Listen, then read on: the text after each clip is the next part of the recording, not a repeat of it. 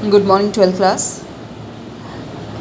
तो 7th unit करे थे हम आपकी पी ब्लॉक एलिमेंट्स। उसमें हमने आपका जो 15 ग्रुप है वो हमने कंप्लीट कर लिया था। ठीक है, today we have to start with your next group that is 16 group, या आप इसको बोल सकते हो ऑक्सीजन फैमिली। ऑक्सीजन फैमिली बोलते हो क्योंकि ऑक्सीजन आपका फर्स्ट मेंबर होता है 16 ग्रुप का।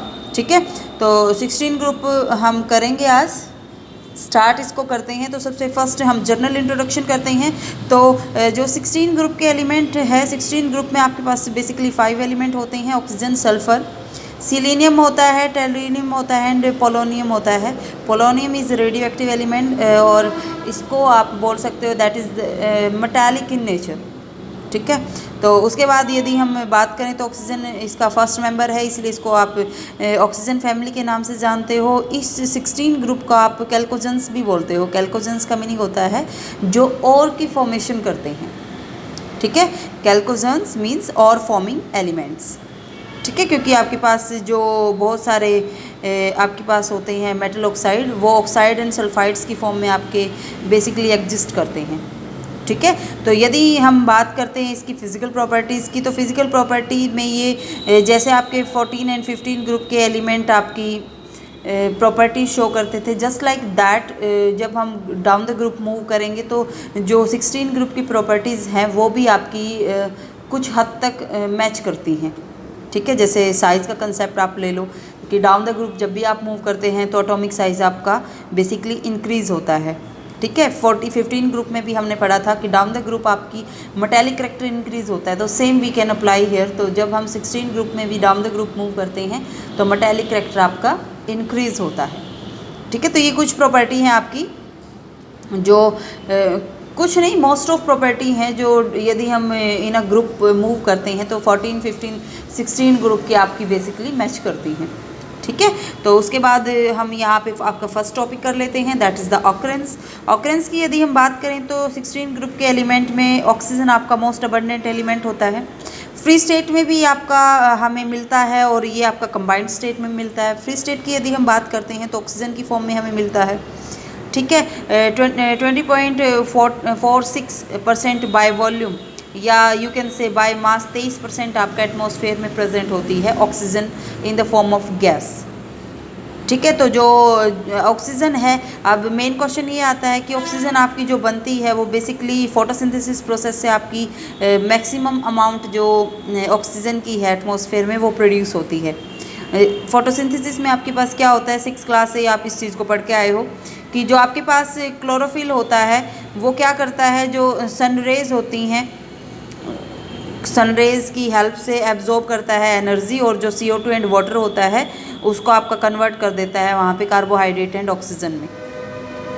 ठीक है, तो ये उसकी डायटोमिक फॉर्म होगी ऑक्सीजन की which is the most abundant element. यदि हम यहाँ पे ट्राइटोमिक फॉर्म की बात करें, ओजोन की फॉर्म में ये एग्जिस्ट करता है obviously, this is the allotrope of oxygen. और जो अपर एटमॉस्फेयर होता है उसमें ये एग्जिस्ट करता है ट्रोपोस्फेयर में, जहाँ पे आपका स्ट्रेटोस्फेयर में, जहाँ पे आपकी जो ओजोन लेयर प्रेजेंट होती है, जो हार्मफुल रेडिएशन होती है सन से, उससे हमें प्रोटेक्ट करती है। ठीक है, तो ये भी बेसिक बात है जो आपको पता होगी ही। ठीक है, तो यदि हम ऑक्सीजन की बात करें तो अर्थ की क्रस्ट का 46.6 बाय वेट ऑक्सीजन बनाती है। ठीक है, ये बेसिकली आपकी एग्जिस्ट करती है सिलिकेट्स की फॉर्म में। ठीक है, और यदि हम ओशंस की बात करें तो 89% बाय वेट वाटर का आपके पास ऑक्सीजन बनाती है।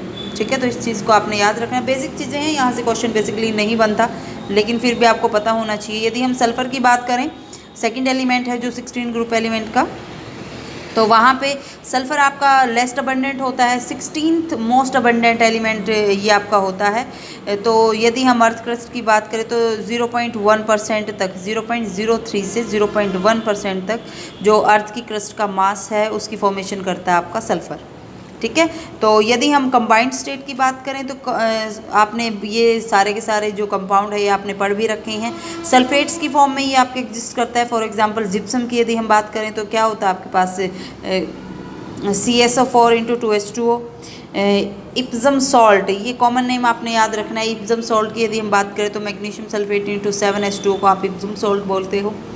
बेराइट की बात करें तो बेरियम सल्फेट होता है। यदि हम सल्फाइड्स की बात करें तो ये जो नेम यहाँ पे दे रखे हैं, जो इसको आपने 100% आपने अपने माइंड में सेट करना है, ठीक है। तो यहाँ पे गैलिना की बात करते हैं तो that is the PbS zinc blende, आपके पास जिंक सल्फाइड होता है। कॉपर पायराइड का फॉर्मूला आपके पास CuFeS2 होता है, ठीक है। तो ये पर्टिकुलरली ओर्स हैं या कंबाइंड स्टेट में आपके पास जो सल्फ़र के कंपाउंड हैं वो है जिनको आपने अपने माइंड में रखना है, ठीक है। तो फ्री स्टेट में यदि हम बात करें तो वोल्केनिक जो एरिया होते हैं इटली, जापान, अमेरिका, रशिया के, उन पे आपके जो सल्फ़र के डिपॉजिट है वो हमें मिलते हैं। यदि हम इंडिया में बात करें तो हिमाचल प्रदेश, और पाकिस्तान में बात करें तो बलूचिस्तान में आपके पास जो सल्फ़र के डिपॉजिट हैं वो हमें पाए जाते हैं, ठीक है। यदि हम अदर मेजर सोर्स की बात करें सल्फ़र के तो वो आपका H2S गैस की फॉर्म में हमें मिलता है, जो आपकी नेचुरल गैस में प्रेजेंट होती है या क्रूड ऑयल में आपकी प्रेजेंट होती है। सल्फ़र आपका कंबाइंड स्टेट में भी एग्जिस्ट कर सकता है, ये आपका फ्री स्टेट में भी एग्जिस्ट कर सकता है, ठीक है। तो ये आपका दिया हुआ है यहाँ पे। सिलीनियम, टेल्यूरियम की हम बात करें तो वो लेस्ट अबंडेंट होते हैं अर्थ की क्रस्ट में। 0.05 ppm आपको पता है पार्ट्स पर मिलियन आपका सिलीनियम होता है, एंड 0.002 ppm आपके पास टेल्यूरियम होता है, ठीक है। तो प्रिंसिपल सोर्स होता है इनका, जब हम इलेक्ट्रोलिटिक रिफाइनिंग करते हैं कॉपर की, तो वहाँ से जो आपका एनोड का मड या एनोड स्लाइम आपका बनता है, that is the major source of selenium and tellurium, ठीक है। तो इसने आप इस चीज़ को आपने याद रखना है। इलेक्ट्रॉनिक कॉन्फ़िगरेशन की हम बात करें तो ऑब्वियसली 16 ग्रुप एलिमेंट है, 16 ग्रुप की हम बात कर रहे हैं, तो 16 ग्रुप मीन्स वैलेंस इलेक्ट्रॉन आपके पास 6 होंगे, ठीक है। तो जनरल इलेक्ट्रॉनिक कॉन्फ़िगरेशन आपके पास होगी NH2 NP4।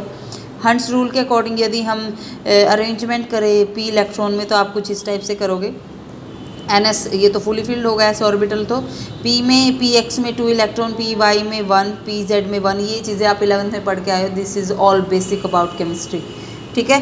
तो ये आपके पास दे रखे हैं 16 ग्रुप के एलिमेंट्स, आपके पास 5 एलिमेंट होते हैं। एटॉमिक नंबर और इनकी जो इलेक्ट्रॉनिक कॉन्फ़िगरेशन है वो आपको प्रोवाइड की हुई है, ठीक है। ऑक्सीडेशन स्टेट का कंसेप्ट हम नेक्स्ट करेंगे, किस किस ऑक्सीडेशन स्टेट में ये लाई करते हैं। These are atomic and physical property. तो एटॉमिक नंबर आपका इंक्रीज़ होता है कॉन्टीन्यूसली जब आप ऑक्सीजन से मूव करते हैं आपका पोलोनियम तक, ठीक है। एटॉमिक मास आपका कॉन्टीन्यूसली इंक्रीज़ हो रहा है क्योंकि साइज़ इंक्रीज़ होता है, कोवलेंट रेडियस आपकी इंक्रीज़ होती है, आयनिक रेडियस आपकी इंक्रीज़ होती है डाउन द ग्रुप यदि आप मूव करते हो तो। आयनाइजेशन एंथैल्पी आपकी कॉन्टीन्यूसली डिक्रीज़ होती है, क्यों? क्योंकि साइज़ बड़ा हो जाता है, उसमें से आउटर मोस्ट इलेक्ट्रॉन को निकालना ईजी होता है, तो we have to give less amount of energy, ठीक है। और उसके बाद इलेक्ट्रोनेगेटिविटी की वैल्यू आपके पास डिक्रीज़ होती है continuously. Obviously oxygen is the most electronegative element, या you can say second most electronegative होता है इन पीरियोडिक टेबल, ठीक है। तो यदि हम इलेक्ट्रोनेगेटिव की बात करें, इलेक्ट्रोनेगेटिविटी की, तो 15 ग्रुप की तरह इनकी भी आपकी कॉन्टीन्यूसली क्या होती है, डिक्रीज़ होती है। इलेक्ट्रॉन गेन एंथैल्पी की यदि हम बात करें तो वो आपके पास ऑक्सीजन की सबसे ज़्यादा होती है, ऑक्सीजन के बाद ऑक्सीजन की माइनस सबसे कम होती है, लिस्ट नेगेटिव वैल्यू होती है। उसके बाद यदि हम सल्फ़र से बात करें तो फिर ग्रुप में यदि हम मूव करेंगे तो कॉन्टीन्यूसली डिक्रीज़ होती है, ठीक है। तो ऑक्सीजन से सल्फ़र पे आपकी इंक्रीज़ हो जाती है। डेंसिटी की यदि हम बात करें तो कॉन्टीन्यूसली इंक्रीज़ होती है क्योंकि मास आपका इंक्रीज़ हो रहा है, ठीक है। मेल्टिंग एंड बॉइलिंग पॉइंट की यदि हम बात करें तो जर्नली आपका इंक्रीज़ होता जाता है, ठीक है, पोलोनियम को छोड़ के, ठीक है। तो इस चीज़ को अपने अपने माइंड में सेट करना है। अब ये प्रॉपर्टीज़ हम पढ़ लेते हैं। सबसे फर्स्ट हम यहाँ पे एटॉमिक प्रॉपर्टीज़ की बात करते हैं। तो एटॉमिक एंड आयनिक रेडियाई यदि हम 15 ग्रुप से कंपेयर करते हैं तो 16 ग्रुप की स्मॉल होती है एटॉमिक रेडियाई। क्यों? क्योंकि आपके पास न्यूक्लियर चार्ज इंक्रीज़ होता है। न्यूक्लियर चार्ज के इंक्रीज़ होने से आपकी जो अट्रैक्शन है between nucleus and outer most electron वो ज़्यादा हो जाती है, तो साइज़ आपका रिड्यूस हो जाता है,